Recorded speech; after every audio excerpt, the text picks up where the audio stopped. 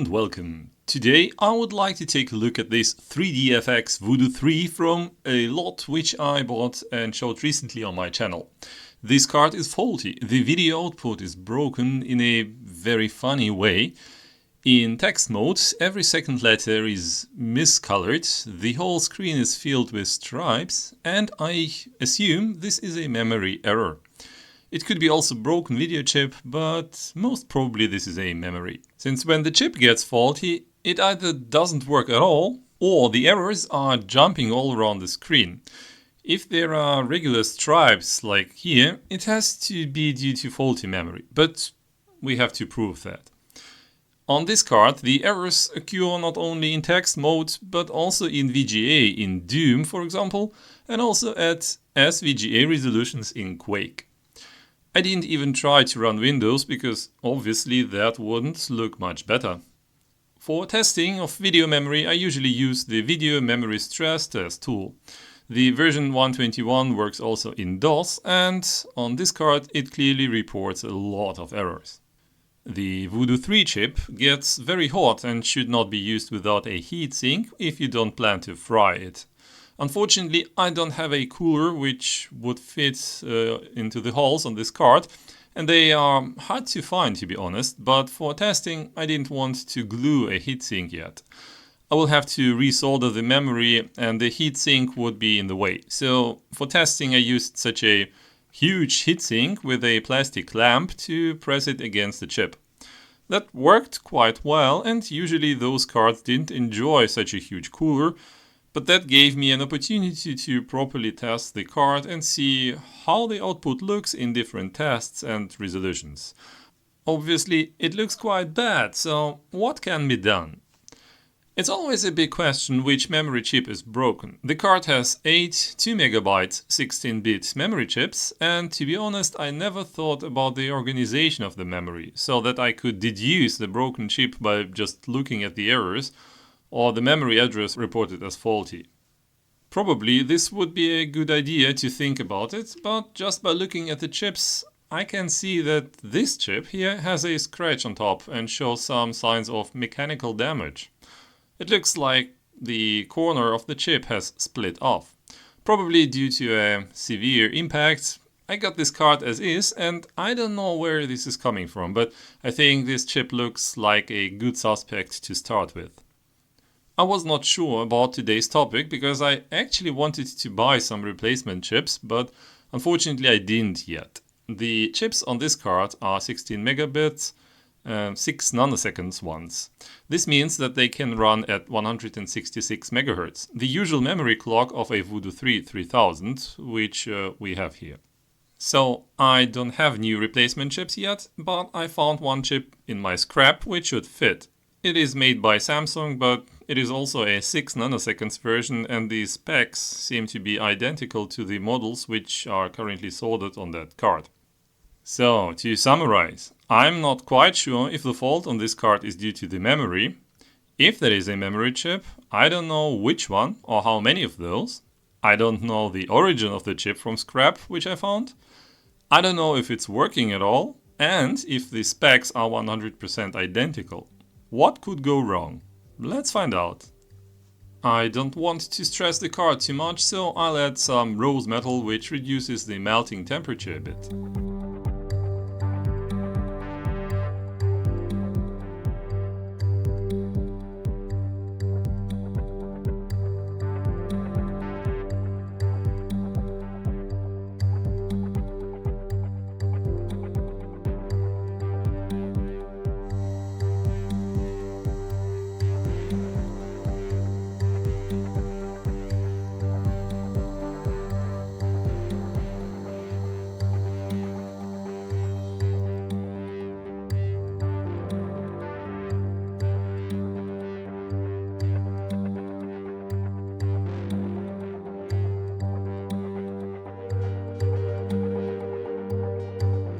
Okay, the chip is off the card, and you know what?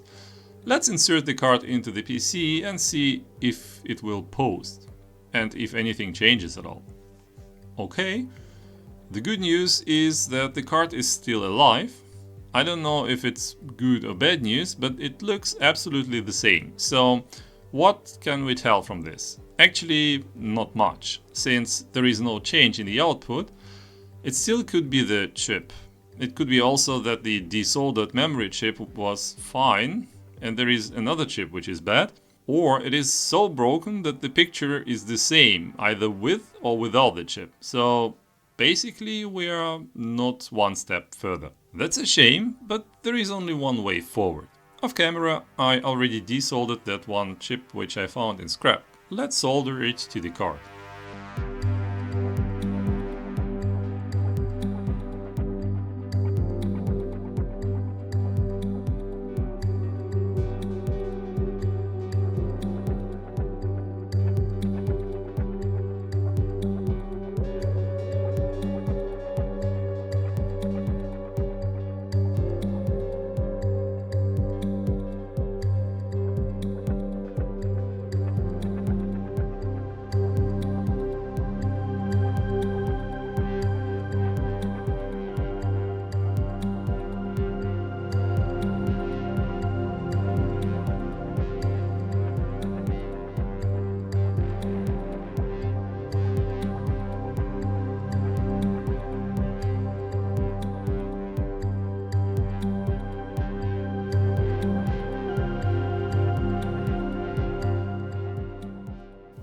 Done.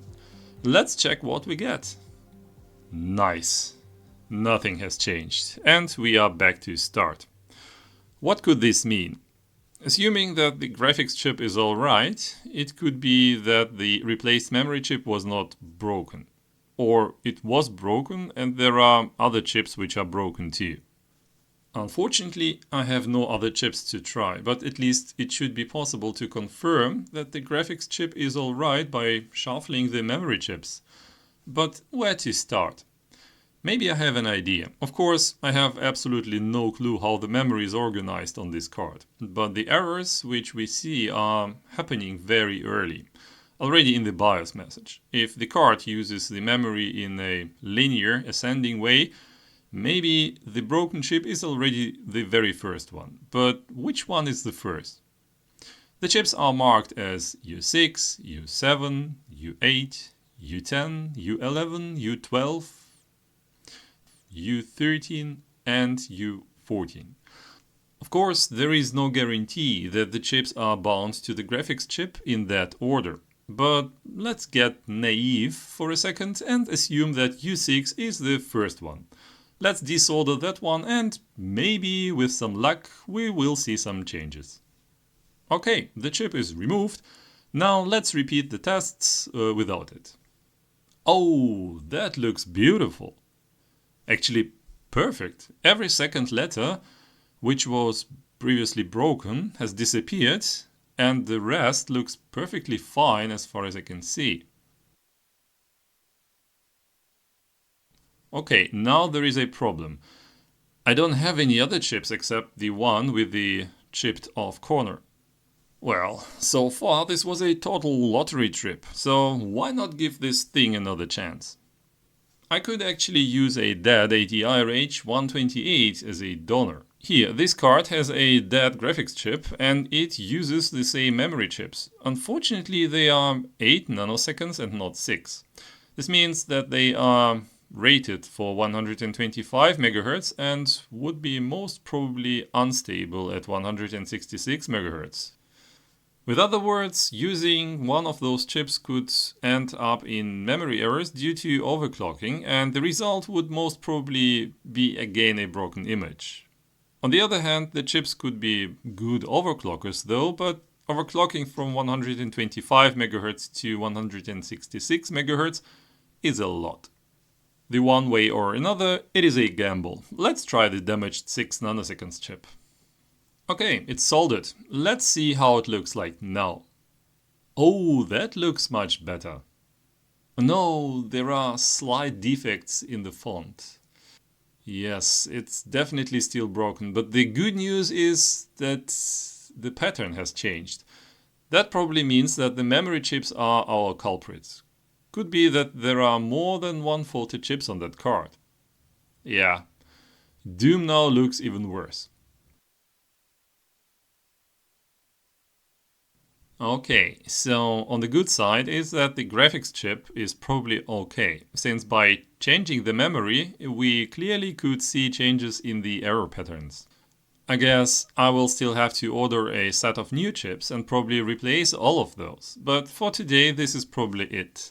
Luckily the chips can be still easily obtained, but that will take some time. However, this feels a little bit like unfinished business, and I can't finish this like that.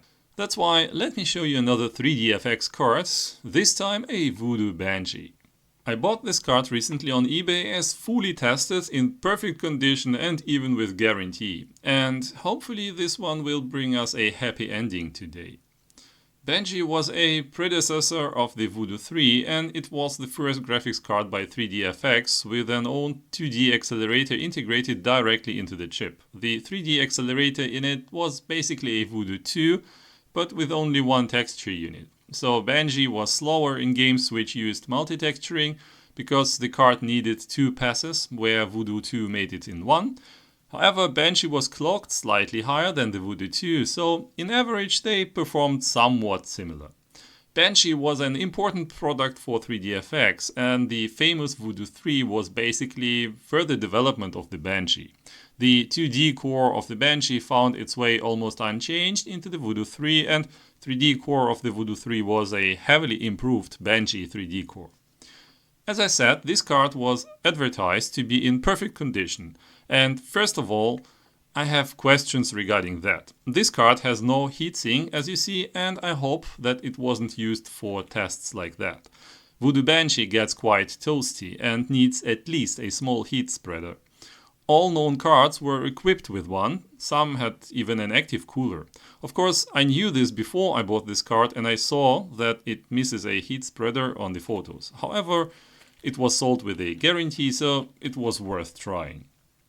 Luckily, I could organize a cooler which fits this card perfectly. It has round shape, not by accident. It's hard to find square coolers for these cards where the holes would line up. A round cooler, on the other hand, just needs the right distance of the holes and can be easily aligned, so it doesn't intersect with other parts around the AGP slot. As you see, the holes fit perfectly here. Well, there are 2 problems to solve though. First, the fan needs plus 12 volts to work, and as you see, there is no fan header on this card, so we need to find a way how to power it.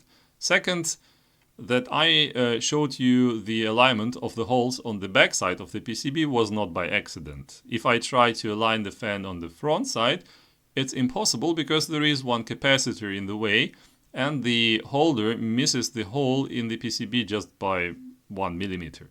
That is easily fixable by removing the capacitor, but it also shows the issue which a square cooler would have with all the parts around.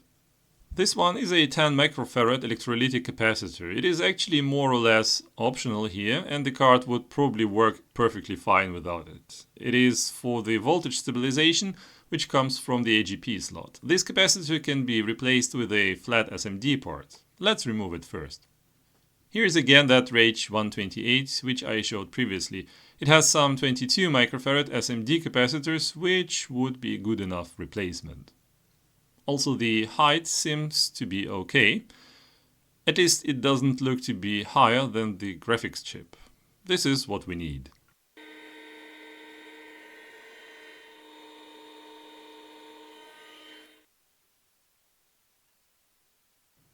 Looks good.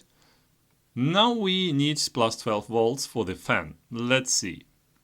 The first pin from the AGP slot is plus 12 volts, which we need. The trace from that pin goes half around the card and disappears on the other side. And there it is connected to the first pin of this bigger feature connector. The pin 4 of that connector is ground. I could now simply cut off the connector of the fan and solder the wires directly to the required pins on the back of the PCB, but it would make it harder in the future to replace the fan or clean it. So I prepared 2 angled pieces of copper wire to connect the fan. Once again, pin 1 is plus 12 volts and pin 4 is ground.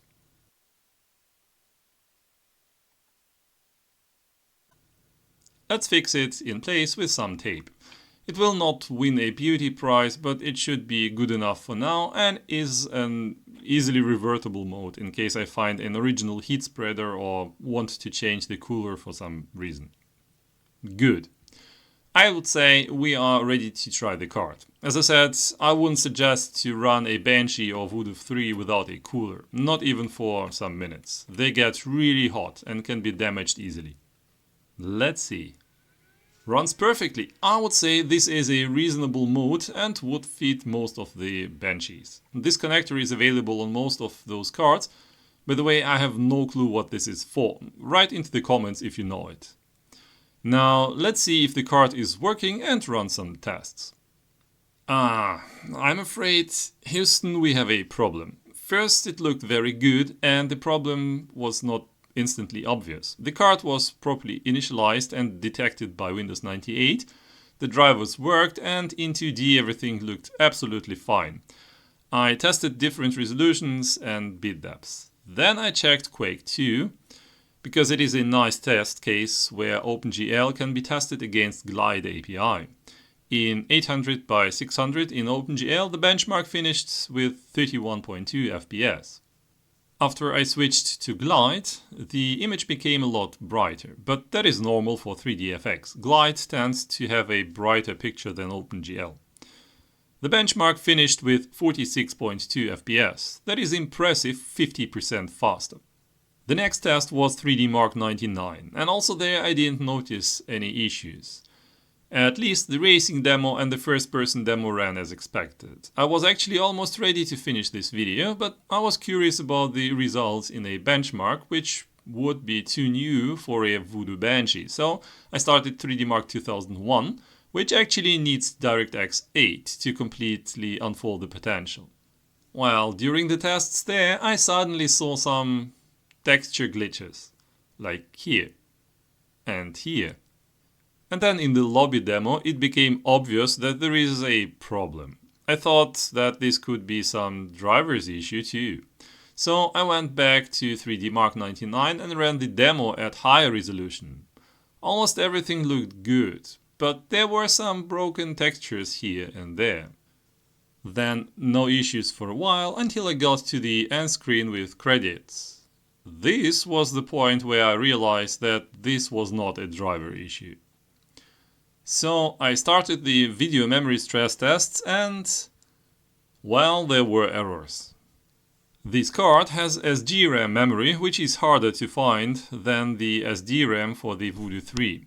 The question is, which chip is broken? Here we have an opposite situation to the Voodoo 3 previously. There we saw the defects very early, so we could assume that the broken chip is the very first one. On this Banshee, however, the defects were visible very late, only if the video memory was heavily filled. So I made the naive assumption and started to look at the chips from the last to the first. And already on the very last chip I found a mechanical damage. One pin is obviously ripped off the chip in the most ugly way. It broke off right at the housing. So it's not just about to solder the pin back to the PCB. I looked at the pictures of the card on eBay and the pin was already like that as I bought the card. Well, to solder back the pin, I'd have to drill into the housing of the memory chip. With some luck, the chip is still alright.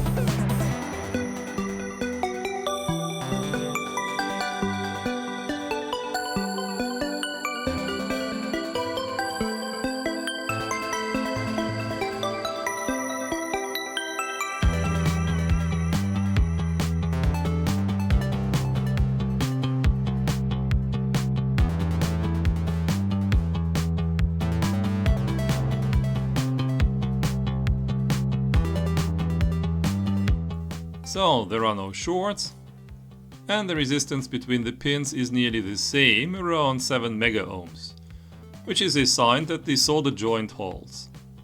Let me add some solder mask for protection.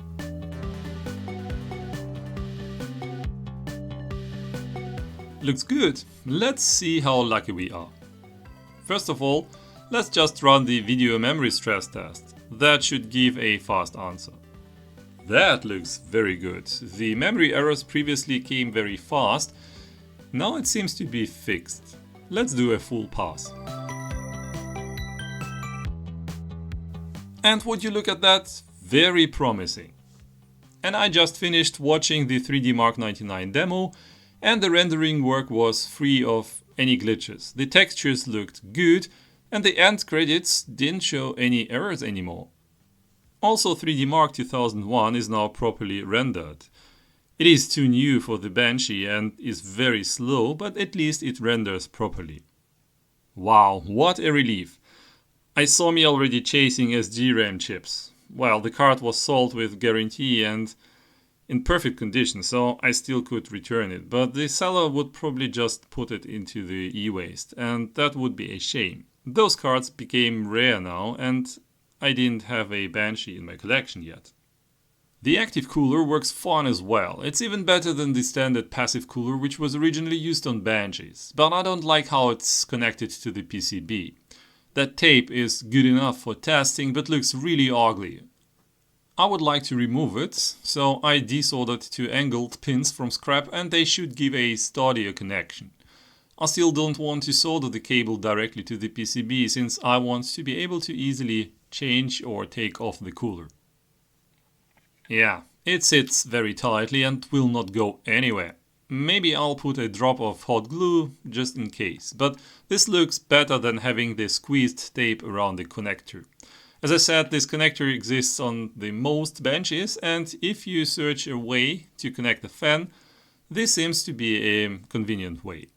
So, 2 3Dfx cards today, 1 successful repair, 1 halfway successful. At least we know that the memory on the Voodoo 3 is the culprit, and I would just have to replace 1 or more chips there.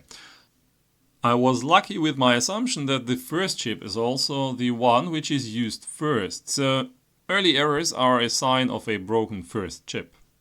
The same thought helps me also with the Banshee a bit, since the last chip was also the one which was damaged there. Now it is fixed and the card is completely working. It also has 8 nanoseconds memory chips, which are able to run at 125 MHz. The default clock is 100 MHz though, and I think it can be set only synchronously with the graphics chip clock. With a small passive cooler, such cards would be already too hot even at 100 MHz, but now with the active cooler, I think we can easily overclock it to 125 MHz. I think to run a benchmark and compare the results with the Voodoo 3 when I fixed that. What do you think about that? Well, and this is it for today. I hope you enjoyed this 3Dfx journey and would be glad to know what you think about it in the comments. Just as always, thank you for watching and goodbye.